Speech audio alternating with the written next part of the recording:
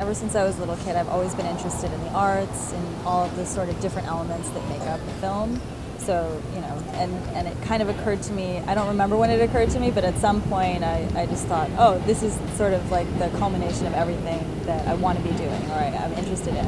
I made documentaries and fiction films, and I wanted to learn more about it, so I moved to New York and I started working on independent films and a TV show.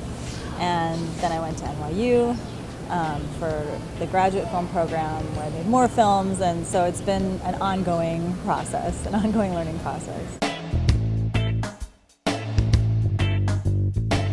I love being on set. I love shooting.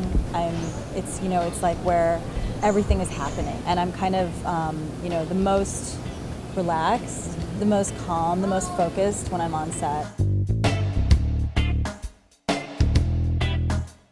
I love collaborating. So with Jeffrey's Calypso, I worked with my cinematographer. We looked at film references. We talked about the types of images we liked. He hadn't been to Trinidad before. We walked into that situation having a really clear idea of visually kind of what we were going for. So whatever happened once we were there, we had an objective.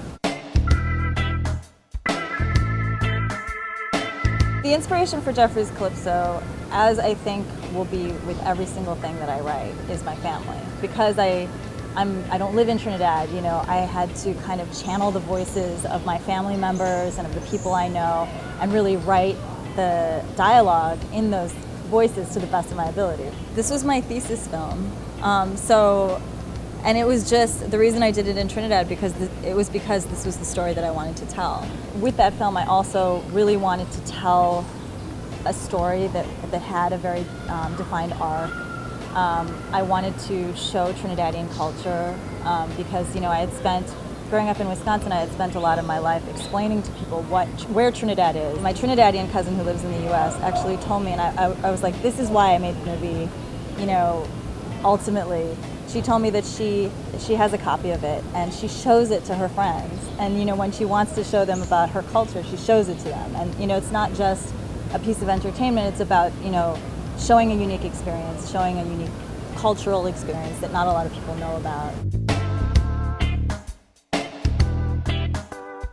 I love old time Calypso, I love soca, I love every sort of transition that's happened in music. And I think my passion for the music is what kind of drives me as well. My composer, he was an NYU person as well. And I sort of randomly picked his name off of a list. And he's from New Orleans, he's a musician. He played on some of the tracks, he plays brilliant trumpet. And he had never heard Calypso music before. And he went and did his research and he wrote these old time Calypso songs, we all original score. From the time that my sister and I were born, my mother would bring us to Trinidad every year and we would spend time with family and we would spend time, on the island and experiencing life there. And that was so integral in terms of my cultural identity because I'm American, but I felt very much like an outsider because of my culture, and because we were the only ones. One of the challenges for my producers was the transition from like the way that things are done in New York versus the way things are done in Trinidad at that time. And so it's a different kind of lifestyle. I was working with an amazing crew, but that hadn't been to Trinidad, so a lot of it. Actually, I wouldn't say that was a challenge even because it was like having a fresh set of eyes on the material, kind of, and to have all of those perspectives on the way that the film was made. The casting was a little bit difficult because we had a party scene that it was hard to get extras to come. We shot on Super 16 and we blew up to 35, which was a really interesting learning process for me because I got to go to the labs and look at the print and go to the color correct and have that whole film experience. I'm working on making my first feature.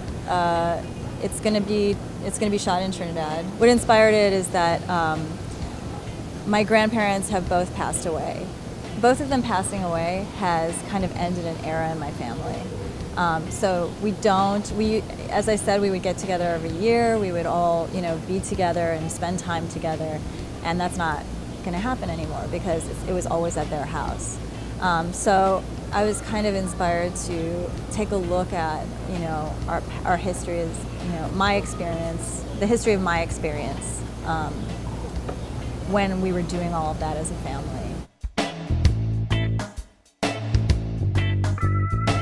I think that one of the dilemmas that we face as filmmakers is that people don't know how to market.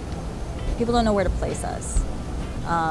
And I think that this sort of universal successes of films like that make it more, I guess, plausible that we could have the same appeal, or that we could have this universal appeal while still talking about our particular experiences. I think it's important to watch films by directors that you admire, and even if you're not going to emulate them, to look at what you like about the way that they're telling the stories, and how they're telling the stories. And I think it's also really important to watch films that you don't like and recognize why you don't like them, what kind of is going wrong in your mind with them. And I think, so that's one thing. And another thing is to reach out to the people around you, reach out to your community. I had Spike Lee as a teacher in film school, and he said, you need a posse. And it's so true. You need a network of people who can inspire you, you can learn from, and they can learn from you, and to reach out to people you admire as well. So that's the second thing. And then I guess the third thing is, to not give up, because it's so daunting. Filmmaking is so daunting, and it's almost a miracle when it happens that you just can't give up. You have to keep trying and keep going forward with it. I wanted to talk about race and class in Trinidad, and I wanted it to not be sort of hitting the audience over the head. I wanted to set it in the context of this love story between two people from very different backgrounds. There are different paths for everyone, and not going to film school works really well for some people. They are able to watch a lot of movies, educate themselves, take it upon themselves to kind of reach out to the resources that are available online and otherwise. And that's great. That's perfectly legitimate. For me, the film school experience was good for me because I needed that. So I think there are different paths people can take, and I don't think any one is better than the other. Film is very important in terms of its ability to preserve culture, its ability to serve as a record, in addition, and I'm talking about fiction film, as a record of culture, of history, of experience, because even our fictional experiences are part of our experience, are part of our cultural legacy. And I think, film along with literature,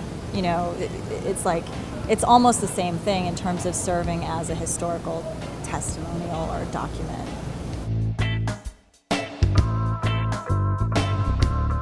I think that I've always liked filmmakers who show experiences that are unknown or not common or underrepresented, who show things in an unexpected way, who have a sort of visceral quality with their films and poetic quality, but yet still tell a story. The person that I guess I'm most currently excited about is Steve McQueen. I think that he's a really beautiful filmmaker, and I have a lot to learn.